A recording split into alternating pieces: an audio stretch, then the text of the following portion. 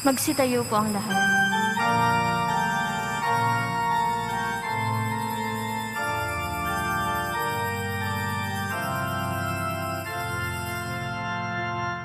Sa'yo, San Lorenzo Ruiz, ang bayan ay umaawit ng isang magandang papuri na abot sa langit. Kami ay iyong turuan, ang buhay ay ilaan sa lubos at ganap na pagtataya sa Diyos at Inang Bayan.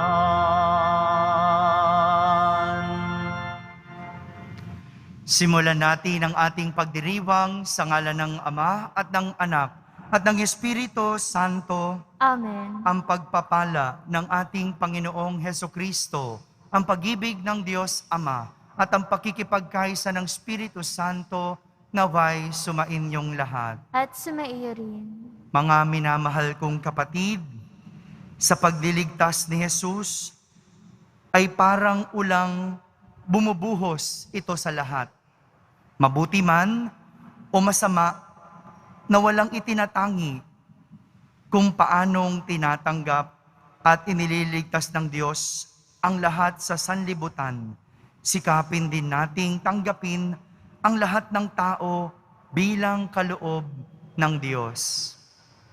Ipinagdiriwang po natin ngayon ang pambansang araw ng mga manlalayag. Ingatan nawa sila ng Diyos sa tuwina at maparam ang kanilang kalungkutan at pangungulila sa kanilang mga pamilya. Ipanalangin nating manatili silang tapat sa kayamanan ng tradisyong Pilipino at maibahagi rin nawa nila ang pananampalatayang Kristiyano sa lahat ng kanilang nakakasalamuha sa ibayong dagat. Upang tayo'y maging marapat gumanap sa banal na pagdiriwang, aminin muna natin at pagsisihan ang ating mga kasalanan. Inaamin ko sa makapangyarihang Diyos At sa inyo mga kapatid, nalubha akong nagkasala sa isip, sa salita at sa gawa at sa aking pagkukulang. Kaya isinasamo ko sa mahal na Birheng Maria, sa lahat ng mga anghel at mga banal, at sa inyo mga kapatid, na ako'y panalangin sa Panginoong ating Diyos. Kaawaan tayo ng makapangyarihang Diyos, patawarin tayo sa ating mga kasalanan at patnubayan tayo sa buhay na walang hanggan. Amen. Panginoon, kaawaan mo kami. Panginoon, kaawaan mo kami. Kristo, kaawaan mo kami. Kristo, kaawaan mo kami. Panginoon, kaawaan mo kami. Panginoon, kaawaan mo kami.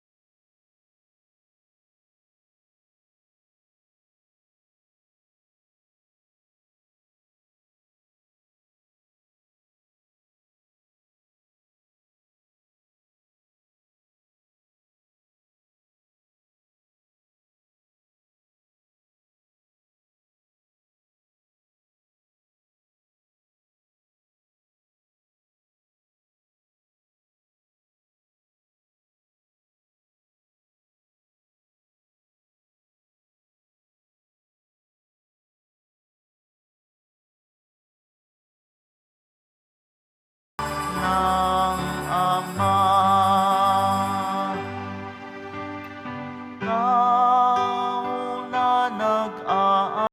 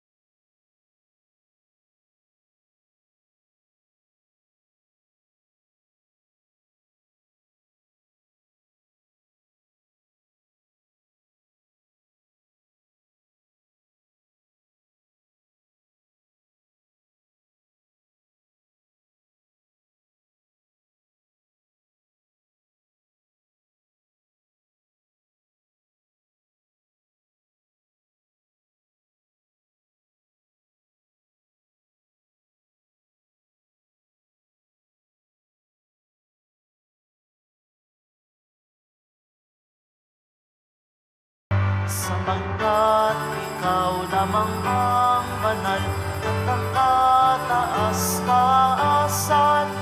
Ikaw lamang, O Jesucristo, ang Panginoon. Kasama ng Espiritu Santo sa kadakilaan ng Diyos Ama namin. Ng Diyos Ama, amen. Papuri sa Diyos, papuri sa Diyos, papuri sa Diyos sa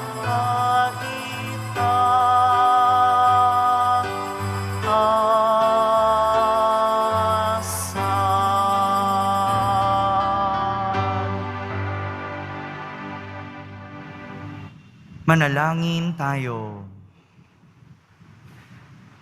Ama naming makapangyarihan, ang iyong pinakadakilang magagawa ay magpatawad, at ang iyong laging ipinakikita ay pagkahabag. Padaluyin mo sa aming walang humpay ang kagandahang loob mong sa aming inilaan, upang sa pagkakamit namin sa pangako mong bigay, kami gawin mong kasalo sa ipagkakaloob mo sa kalangitan, sa pamamagitan ni Jesucristo, kasama ng Espiritu Santo, magpa sa walang hanggan. Amen. Magsiupo na po ang lahat.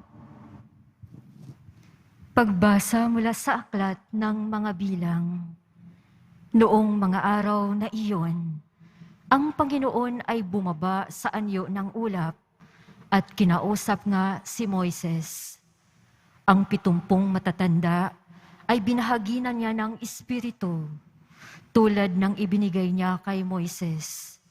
Sila'y napuspos ng kapangyarihan at nagpahayag noon, ngunit hindi na nila inulit.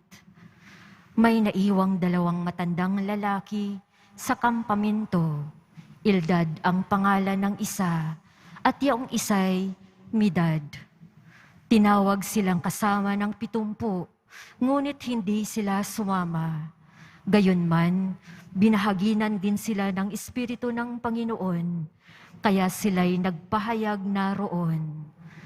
Nakita pala sila ng isang binata at patakbo itong nagpunta kay Moises. Sinabi niya, sina Eldad at Medad ay nagpapahayag sa kampo. Dahil dito, sinabi ni Josue na anak ni Nun at katulong ni Moises, bakit di ninyo sila sawayin? Ngunit sinabi ni Moises, nangamba ba kayong ako'y mababawasan ng karangalan? Mas gusto ko ngang maging propeta ang lahat ng Israelita at mapuspos ng Espiritu ng Panginoon. Ang salita ng Diyos. Salamat sa Diyos. Ating kabutihat lugod ay nasa loobin ng Diyos. Ating kabutihat lugod ay nasa loobin ng Diyos. Ang batas ng Panginoon ay batas na walang kulang. Ito'y utos na ang dulot sa tao ay bagong buhay. Yaong kanyang mga batas ay mapagtitiwalaan, nagbibigay ng talino, sapahat ang kaisipan. Ating kabutihat lugod ay nasa loobin ng Diyos. Yaong paggalang sa puon ay marapat at mabuti. Isang banal na tungkulin, naiiral na parati. Pati mga hatol niya'y matuwid na kahatulan. Kapag siya ang humatol, ang pasya ay pantay-pantay. Ating kabutihat lugod ay nasa loobin ng Diyos. Ang utos mo, Panginoon, sa alipin mo at lingkod. Mayroong gantimpala kapag aking sinusunod. Walang taong pumupuna sa gawa niyang hindi angkop, kaya ako ay iligtas sa lihim ng gawang buktot. Ating kabutihat lugod ay nasa loobin ng Diyos. Ang lingkod mo ay iligtas sa hayag ng kasalanan, at huwag mo nang itutulot na ako ay pagharian. Mamumuhay akong ganap na wala ng kapintasan. Ako'y lubos na lalaya sa kuko ng kasalanan. Ating kabutihat lugod ay nasa loobin ng Diyos.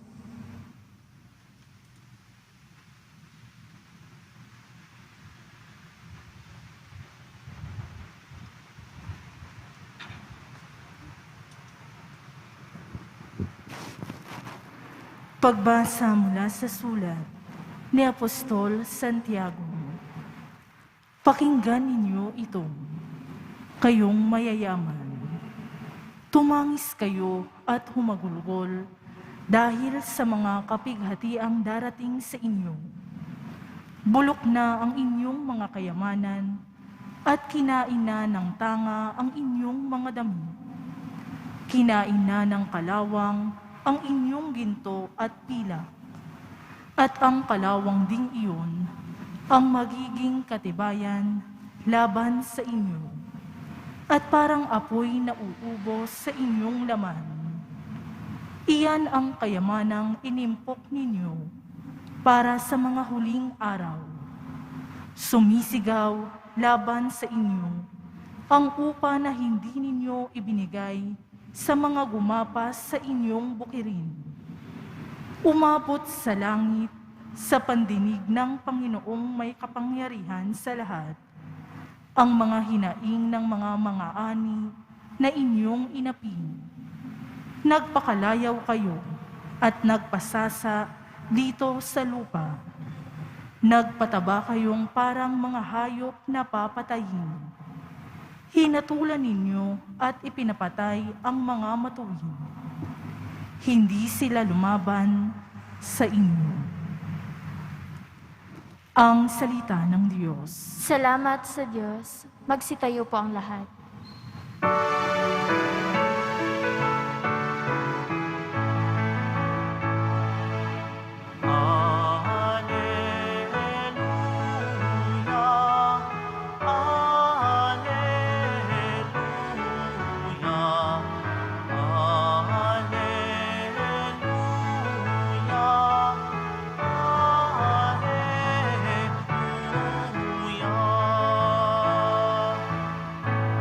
Amang Diyos ni Jesucristo,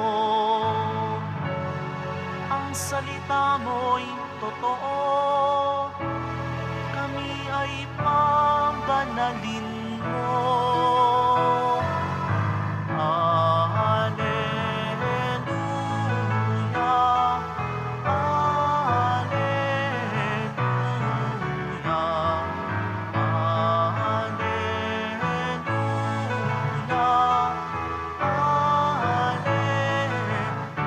Alleluia,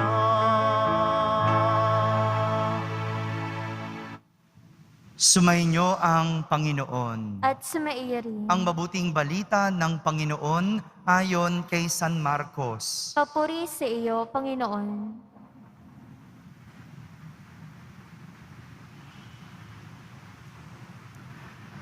Noong panahong iyon, sinabi kay Jesus ni Juan, "Guro, nakakita po kami ng isang taong nagpapalayas ng mga demonyo sa pamamagitan ng pangalan mo. At pinagbawalan namin sapagkat hindi natin siya kasamahan.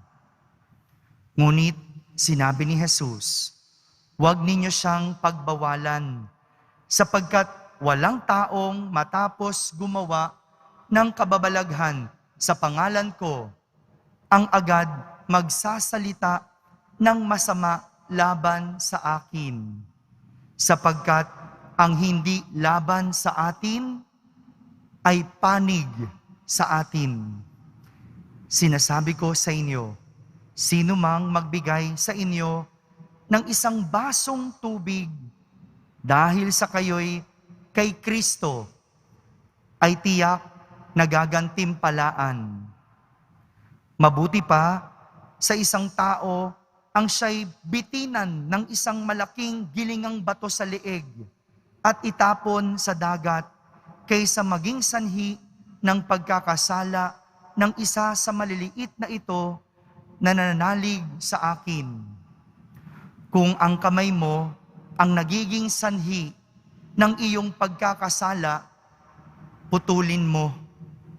Mabuti pa ang mapunta ka sa langit ng putol ang isang kamay kaysa may dalawang kamay na mahulog ka sa impyerno, sa apoy na hindi mamamatay. Kung ang paa mo ang nagiging sanhi ng iyong pagkakasala, putulin mo. Mabuti pa ang mapunta ka sa langit ng putol ang isang paa kaysa may dalawang paa na mahulog ka sa impyerno. Kung ang mata mo ang nagiging sanhi ng iyong pagkakasala, dukutin mo. Mabuti pa ang pumasok ka sa kaharian ng Diyos ng bulag ang isang mata kaysa may dalawang mata na mahulog ka sa impyerno. Dooy, hindi mamamatay ang mga uod na kumakain sa kanila at hindi mamamatay ang apoy. Mga kapatid, ang mabuting balita ng Panginoon. Pinupuri ka namin, Panginoong Heso Kristo. Magsiupo na po ang lahat. Isang magandang araw po sa inyong lahat. Nais kong simulan ang ating pagninilay sa isang kwento. Minsan, isang araw, mayroong isang lalaki ang napadaan sa isang bukid. Napansin ng lalaki ang isang elepante na nakatali sa puno. Sa laki ng elepante, hindi makuha ng lalaki na hindi mapansin ang manipis na lubid na nakatali sa paa nito. Napapailing yung lalaki dahil hindi niya mapagwari kung paano hindi nakakawala ang elepante mula sa tali. Gayong maliit ito kumpara sa kanya. Manipis ito kumpara sa laki ng mga paa ng mga elepante. Sabi nga niya, isang hakbang lang ng elepante, sigurado makakalag ang tali, mapuputol ang tali, at makakawala ang elepante. Dahil hindi maunawaan ng lalaki kung paano hindi nakakawala ang elepante, nilapitan niya at tinanong ang tagapagbantay ng bukid. Sabi niya, paanong hindi nakakawala ang elepante? Gayong kaya naman itong putulin ang tali. Sumagot ang tagapagbantay ng bukid. At ang sabi niya, noong maliit pa ang elepante, yan na yung kanyang tali. Yan na ang ginamit na tali sa kanya. Sakto pa ito noon, sapat pa ito noon, kasi maliit pa ang elepante. Pero sa paglaki ng elepante, na kondisyon ito na hindi niya kayang kumawala kahit na maliit na para sa kanya ang tali. Hindi niya kayang kumawala dahil na kondisyon ito na hindi niya kayang kumawala sa gapos. Namangha yung lalaki dahil kahit kayang kumawala ng elepante, dahil sa kanyang paniniwala at nakondisyon ang kanyang isip na hindi na siya makakawala, nanatili ang elepante sa kanyang lugar sa matagal na panahon. Katulad ng elepante, ilan kaya sa atin ang ganito ang nangyayari sa ating buhay? Yung nakondisyon na at napaniwala tayo na wala na tayong magagawa upang baguhin ang ating mga nakasanayan at pinaniniwalaan. Mga kapatid, hindi po malayo iyan sa mga alagad o sa karanasan ng alagad ni Jesus na ating narinig sa Ebanghelyo. Si Juan nakakita ng isang tao na nakapagpapagaling din katulad ng ginagawa nila. Kaya naman, hindi makapaniwala itong si Juan dahil ang alam niya, ang paniniwala niya, sila lang na mga alagad ni Jesus ang kayang magpagaling, kayang magpalayas ng mga demonyo, at kayang gumawa ng kababalaghan sa pangalan ni Jesus. Pero nagulat sila dahil gusto man nilang pigilan ang mga ito, nagulat sila sa sagot ni Jesus. Dahil ang sabi ni Jesus, huwag ninyo silang pagbawalan, sapagkat ang hindi laban sa atin ay panig sa atin. Ibig sabihin, lahat tayo may kakayanang gumawa ng kabutihan. Kaya walang taong sobrang sama na hindi na kayang gumawa ng mabuti. Kahit pa marami ang naniniwala na siya ay masama. Kahit pa marami ang nakakaalam na siya'y makasalanan.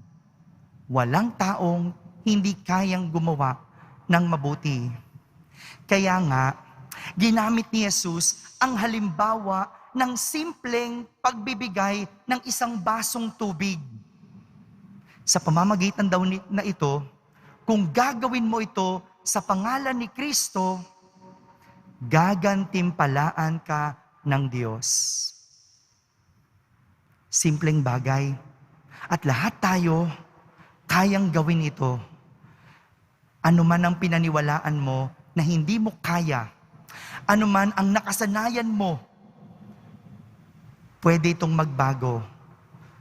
Pwede mo itong baguhin. Pwede mo itong takasan at pwede kang kumawala dito. Pakiramdam, wala ng pag-asa. Pakiramdam, wala ng kapasidad na makatulong. O kaya yung iba, pakiramdam na walang magagawa para matapos ang krisis na ito. Yung iba, baka ang pakiramdam, walang maiaambag para maibalik tayo sa dating buhay. Kung ganito po ang iyong pakiramdam at kung ganito ang pinaniniwalaan mo, sinasabi ko sa iyo, hindi yan totoo. Hindi yan totoo. Dahil lahat tayo pwede at may kayang gawin. Lahat tayo kayang makatulong. Lahat tayo mayroong may aambag. Pero mangyayari lang ito kung kakawala tayo sa ating pinaniniwalaan. Mangyayari lang ito kung hahakbang tayo, mangyayari lang ito kung sisimulan nating kalimutan ang ating maling pinaniniwalaan. Kahit nga sa ating mga kasalanan, akala mo hindi ka na pwedeng magbago, akala mo wala ka ng pag-asang bumuti, mali po yan. Lahat tayo may pagkakataon. Lahat tayo kayang magbago. Kaya nga, ang sinasabi ni Jesus, kung ang mata mo ang nagdadala sa'yo sa kasalanan, dukutin mo. Sobra naman ano? Kung di mo kayang dukutin, tigilan mo lang. Kung ang mata mo sanay tumingin sa mga malalaswa, tigilan mo lang. Kung ang mata mo sanay makakita ng masasama, tigilan mo lang. Ganon din sa iyong mga kamay at paa. Kung ang mga ito ang nagdudulot sa iyo ng kasalanan, putulin mo. Pwedeng mangyari na ating hakbangan ang ating mga lumang nakasanayan. Kung sanay kang magnakaw o mangupit at akala mo wala nang ibang paraan para makaahon sa buhay, ikaw ay nagkakamali. Dahil pwede kang umisip ng mas maganda at mabuting paraan. Mga kapatid, ito ang mensahe sa atin ng ating Panginoong Hesus sa linggong ito. Anuman ang iyong pinaniniwalaan, anuman ang iyong nakasanayang kasamaan, pwede tayong kumawala sa mga ito. Marami tayong nabuo sa ating isipan at mga pinaniniwalaan, kaya may mga pagkakataon na hindi tayo makaahon o makawala sa lumang buhay. Ang totoo, ilusyon lang ito. Kung akala mo hindi ka na pwedeng magbago, kung akala mo hindi ka na pwedeng makaahon, kung akala mo wala nang pag-asa, ilusyon lang ito. Kailangan mo lang humakbang o baka kailangan mo lang simulan. Pwede rin, baka naman kailangan mong ipaglaban. Anuman ang hindi mo magawa dahil may nanlalaban sa iyong kalooban, tandaan, merong Jesus na naghihintay para tumulong sa iyo. Mga kapatid, ang ating mga lumang pinaniniwalaan, ang ating mga lumang nakasanayan na nagdadala sa atin sa kasamaan, pwede nating hakbangan at pwede tayong makawala kung ito ay kakalimutan at sisimulan ang kabutihan. Amen. Magsitayo po tayong lahat at sabay-sabay nating ipahayag ang ating pananampalataya.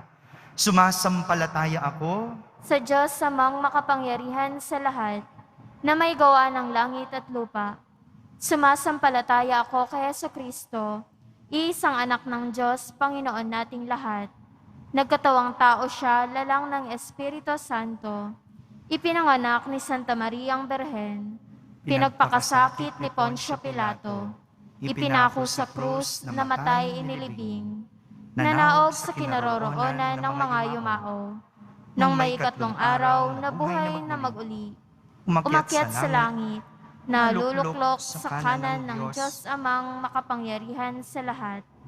Doon magmumulang paririto at huhukom sa mga nangabubuhay at nangamatay na tao.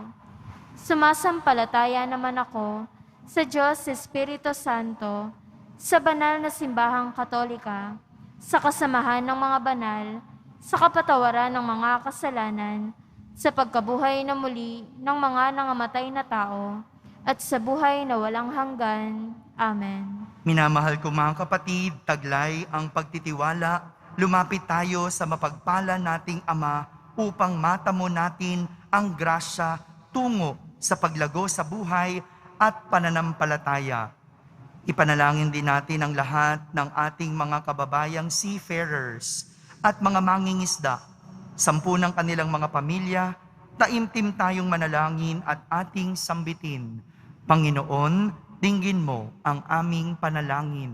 Panginoon, dinggin mo ang aming panalangin.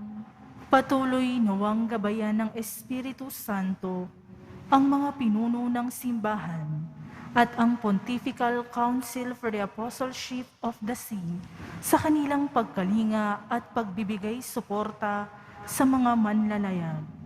Manalangin tayo. Panginoon, dinggin mo ang aming panalangin. Pangalagaan nawa ng pamahalaan ang interes ng manggagawa at iba pang sektor ng lipunan nang walang pagkiling sa pamumulitika. Manalangin tayo. Panginoon, dinggin mo ang aming panalangin. Makakita nawa ng pag-asa ang mga may sakit, mga nangungulila, at mga biktima ng karahasan sa tulong ng pamayanan at pamahalaan. Manalangin tayo. Panginoon, dinggin mo ang aming panalangin. Hilumin nawa ng Panginoon sa lalong madaling panahon ang mga kapatid naming tinamaan ng COVID-19. Makatagpo nawa sila ng pag-asa sa mga taong kumakalinga sa kanila. Manalangin tayo. Panginoon, dinggin mo ang aming panalangin. Sa binyag, minarapat mong kami maging anak mo. Patuloyin mo nawa sa iyong kaharian ang mga kapatid naming yumao. Manalangin tayo. Panginoon, dinggin mo ang aming panalangin. Sa katahimikan, ating ilapit sa Diyos ang ating mga pansariling kahilingan.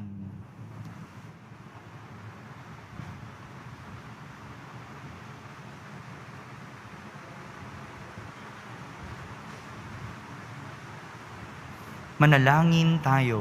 Panginoon, dinggin mo ang aming panalangin. Mapagpala naming Diyos, dinggin mo ang mga pagsusumamo ng iyong bayan. Tulungan mo kaming magdamayan sa pamamagitan ng pagbabahaginan upang maging ganap sa amin ang pag-ibig mo at ni Jesucristong anak mo na aming Panginoon. Amen. Magsiupo na po ang lahat.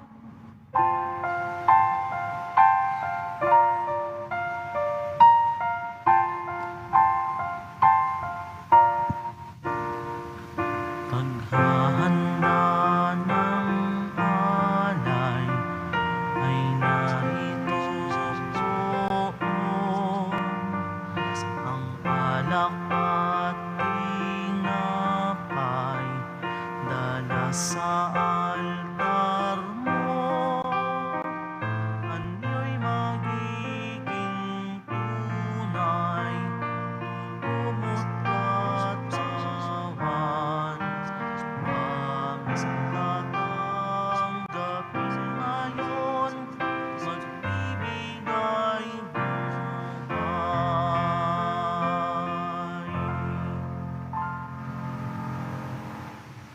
Magsitayo na po ang lahat.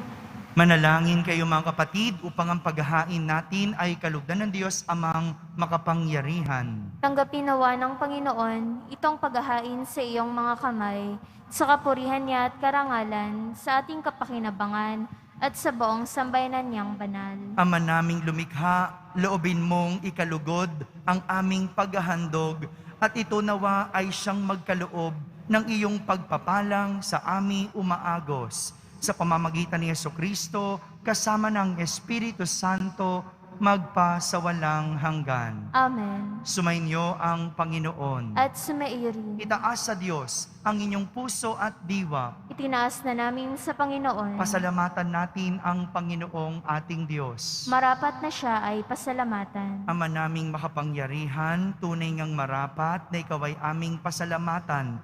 Nasa iyo ang aming buhay, pagkilos at pag-iral. Sa pamumuhay namin araw-araw, tinatamasa namin ang iyong pagmamahal. Sa pag-ibig mong ipinunla sa sangkatauhan, ang Espiritu Santo ay unang aning bigay ng anak mong naglagak sa amin ng katiyakang nakalaang mabuhay kami sa piling mo kailanman. Kaya kaysa ng mga anghel na nagsisiawit ng papuri sa iyo ng walang humpay sa kalangitan, kami nagbubunyi sa iyong kadakilaan.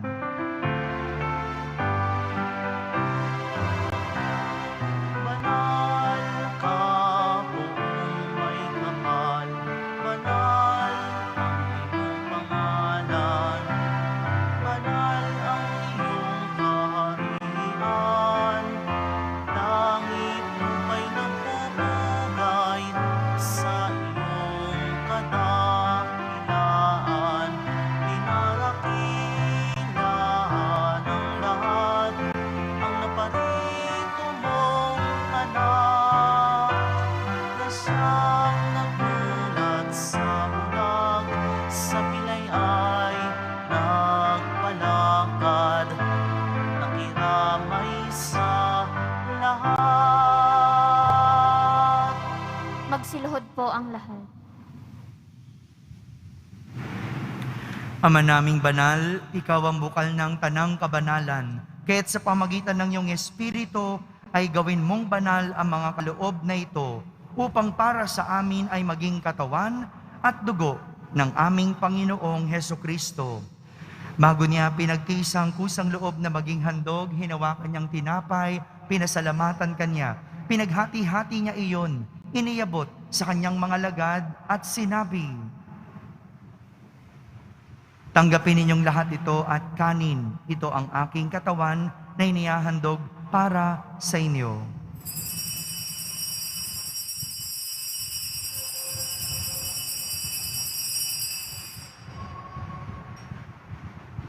Kaya hindi naman matapos ang hapunan, hinawakan niyang kalis, muli kanyang pinasalamatan.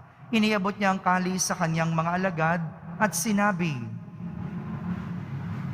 "Tanggapin ninyong lahat ito at inumin. Ito ang kalis ng aking dugo, ng bago at walang hanggang tipan. Ang aking dugo ni bubuhos para sa inyo at para sa lahat, sa ikapagpapatawad ng mga kasalanan. Gawin ninyo ito sa pag-alaala sa akin."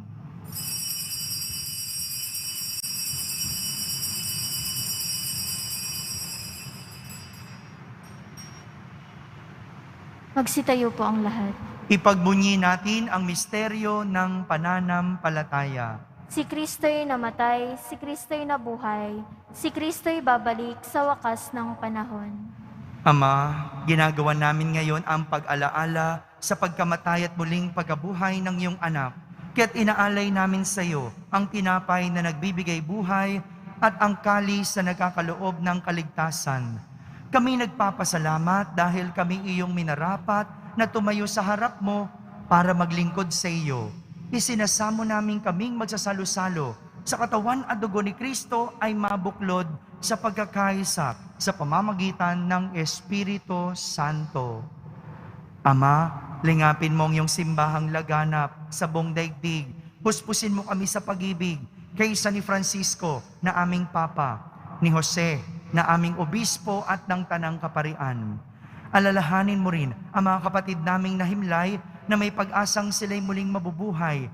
Gayon din ang lahat ng mga pumanaw. Kaawan mo sila at patuloyin sa iyong kaliwanagan. Kaawan mo at pagindapating kaming lahat na makasalo sa iyong buhay na walang wakas. Kaysa na mahal na Birheng Maria na Ina ng Diyos, ng kabiyak ng puso niyang si San Jose, kaysa ng mga apostol at ng lahat ng mga banal na namuhay dito sa daigdig ng kalugod-lugod sa iyo. May pagdiwang nawa namin ang pagpupuri sa kararangal mo sa pamamagitan ng iyong anak na aming Panginoong Hesukristo. Sa pamamagitan ni Kristo, kasama niya at sa Kanya, ang lahat ng parangal at papuri ay sa iyo, Diyos amang makapangyarihan, kasama ng Espiritu Santo, magpa sa walang hanggan. Amen, amen, amen, amen.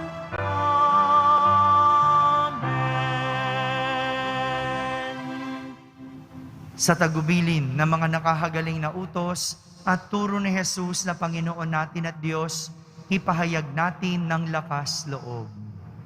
Ama namin, sumasalangit ka, Sambahin ang ngalan mo, mapasa amin ang kaharian mo, sundin ang loob mo dito sa lupa para nang sa langit. Bigyan mo kami ngayon ng aming kakanin sa araw-araw at patawarin mo kami sa aming mga sala para ng pagpapatawad namin sa nagkakasala sa amin. At huwag mo kaming ipahintulot sa tukso at iadya mo kami sa lahat ng masama.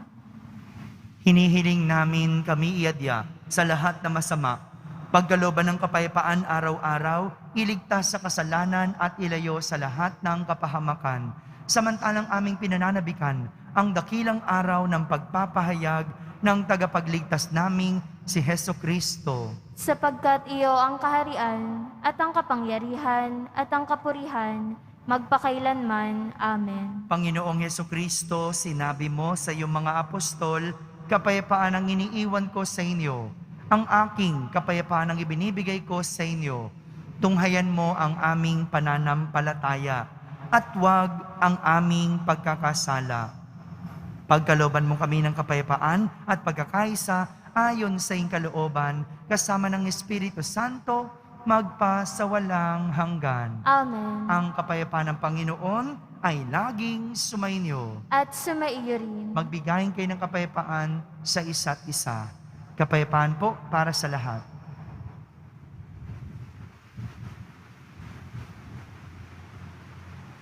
Kordero ng Diyos na nag-aalis ng mga kasalanan ng sanlibutan, maawa ka sa amin.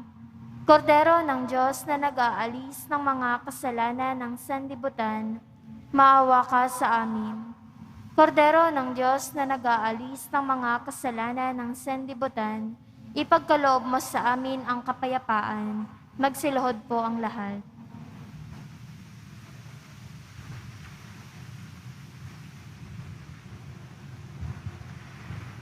Ito ang kordero ng Diyos. Ito ang nag-aalis ng mga kasalanan ng sanlibutan. Mapalad ang mga inaaniyahan sa kaniyang piging. Panginoon, hindi ako karapat-dapat na magpatuloy sa iyo, ngunit sa isang salita mo lamang ay gagaling na ako. Ang katawan ni Kristo, Amen.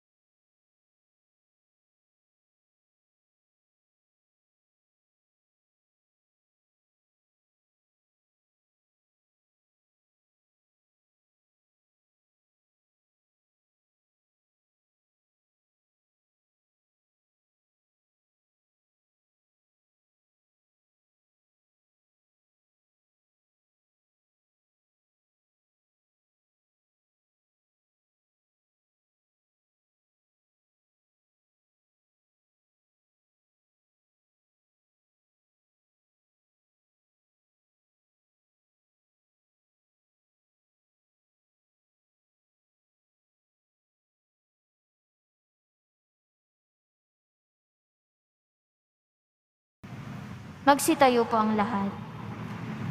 manalangin tayo.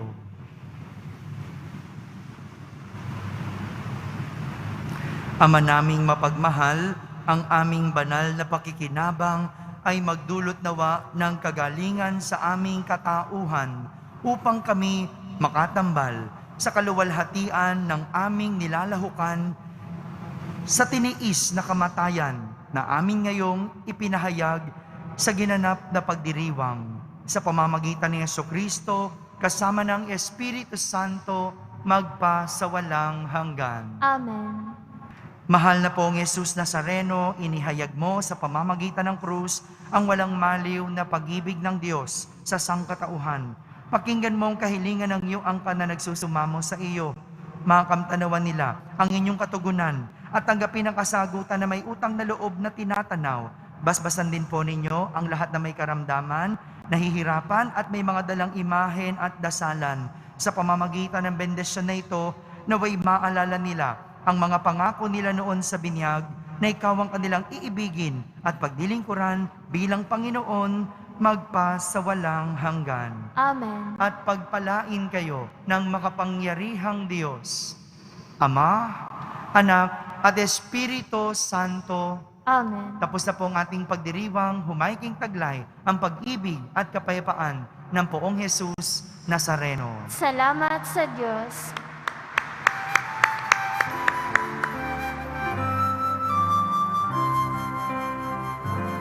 Nuestro Padre Jesus Nazareno, sinasamba ka namin. Pinipintuho ka namin. Aral mo ang aming buhay at kaligtasan. Nuestro Padre Jesus Nazareno, iligtas mo kami sa kasalanan. Ang krus mong kinamatayan ay sagisag ng aming kaligtasan. Nuestro Padre Jesus Nazareno, dinarangal ka namin. Nuestro Padre Jesus Nazareno, niluwalhati ka namin. Nuestro Padre Jesus Nazareno,